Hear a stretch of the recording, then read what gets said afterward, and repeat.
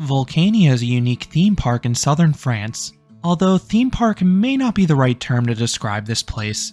It feels more like an educational center and museum about volcanoes that also happens to have a few rides, including a multi-launched Intamin Straddle coaster in Namazu.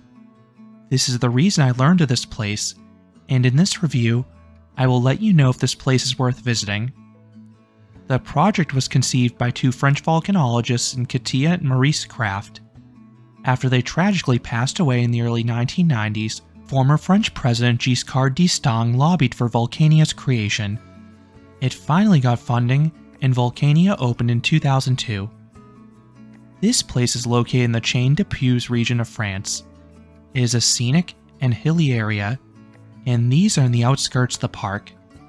The park itself is mostly a large green field, but it can be a bit tricky to find things for two reasons.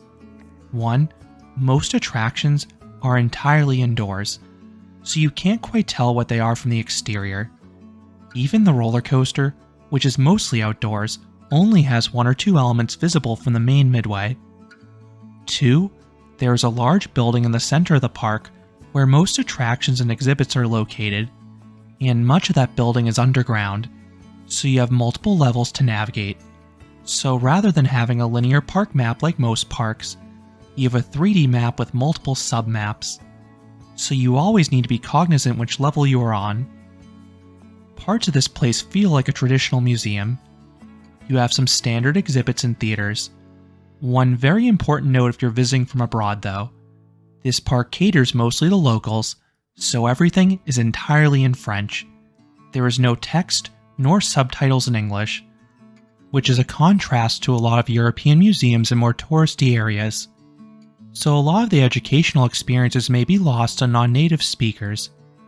Related to that, a lot of staff members did speak some English at least. Fortunately, there are a lot of aspects of this place that are universally impressive. This is what I focused on because I do not speak French. The place is clean and well cared for. Then the park invests in theming. This applies to not just the rides, but there are some grand sights as you're walking around. This park invests in theming. This applies not just to the rides, but there are some grand sights as you're walking around.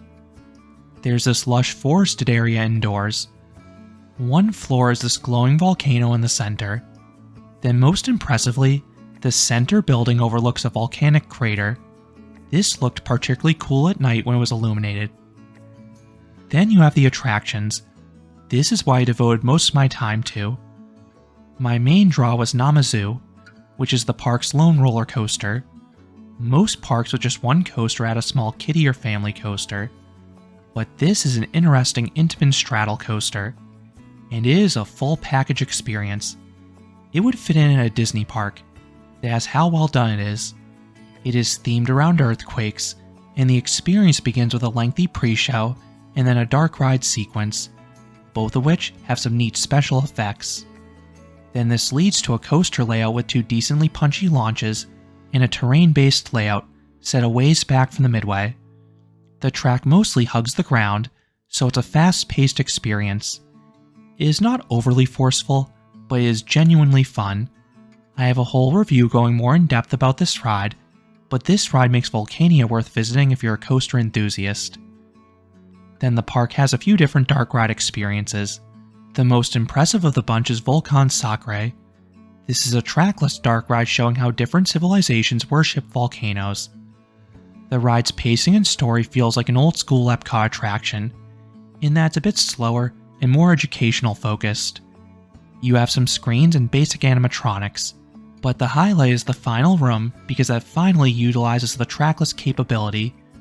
You circle around another vehicle with a statue on board. Dragon Ride 2 is a Triotech 4D theater. The seats shake, and then you have visuals reminiscent of Flight of Passage, but with dragons and a much choppier frame rate. It's okay, but nothing too special. Premier Envol is another Disney-esque experience. It is a flying theater of sorts, just instead of sitting in paragliders, you stand on these motion platforms. You follow a CGI bird through these grand landscapes. The latter look really impressive. I did not get to do Rival de Jean de Verny, or Terre and Calais due to time constraints, but these appear to be theaters simulating natural disasters. I also had to skip Abyss Explorer, which looked to be a theater simulating ocean exploration. Then the park has a handful of attractions aimed towards kids, including playgrounds, a wide range of hands-on activities, and a dinosaur-themed walkthrough. Last but not least, this park has a few shows. Most have an educational focus, but if you visit on a day with a late close like I did, you can experience the park's award-winning Dragon Time Spectacular. This is a lengthy show with acrobatics and lots of pyrotechnics. This takes place right at park close, so nearly everyone in the park stayed to see it, and it was a sight to behold. How much time do you need? That depends what you want to do. If you only care about the coaster, you can easily experience this park in an hour. You can pair this with the nearby La Paule, which is nearly 1.5 hours away by car. If you want to hit all the main attractions, I would recommend closer to a half day. Now you do need to be careful when you arrive though.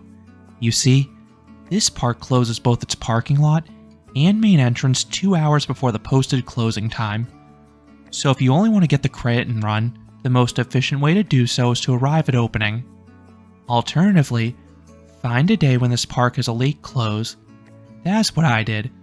I visited La Paule earlier in the day and came to Vulcania for the evening.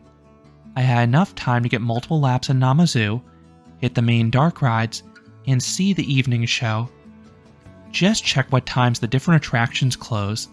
Maybe it was because I visited on a day with a late close, but the attractions closed 30 to 60 minutes before the park did. The different hours of operation are listed in the physical park maps handed out at the entrance, or on the park's wait time boards. I figured I was visiting on one of the busier days, but attraction lines were manageable, at least at the end of the day. Namazu was a 15 to 20 minute wait for me. Then the other attractions I experienced were walk-ons. I just had to wait for the next cycle to begin on the shows I tried. Maybe the crowds are heavier at the start of the day for the attractions, but I have not heard of anyone having long lines here. Day tickets cost roughly €30. That is a bit pricey if you only come for the coaster, but that is more than reasonable when you consider everything this place offers. And as a bonus, if you arrive by car, parking is free in a large grassy lot. You can also arrive via public transit. The largest nearby towns offer a single shuttle bus per day, and it's super affordable. It is €3 on weekdays and free on weekends. Two important notes about exiting this park if you visit on a day with the Dragon Time show. 1. The shuttle bus leaves well before the nighttime spectacular begins, so you really need a car if you plan to see that show. 2. There is a massive, and I mean massive logjam exiting the parking lot because there is just one narrow path to get out, and nearly everyone in the park is leaving at the exact same time. The final thing I want to note is food. There were a few places in the large central building, but with my limited time, I focused exclusively on the attractions, so I cannot speak to the food quality. So, do I recommend Vulcania? If you are in the area, yes I do. This feels more like a museum, but you need to be a French speaker to get the most of those exhibits. From what I could tell, the educational aspect seemed well done. This seems to be a perfect spot for school field trips. Then the visuals along the pathways and attractions can be enjoyed by anyone. Namazu is a really good coaster. The ride alone makes the park worth it for coaster enthusiasts. Just be careful how this park closes the gates early, and try to pair it with another nearby park like La Paule.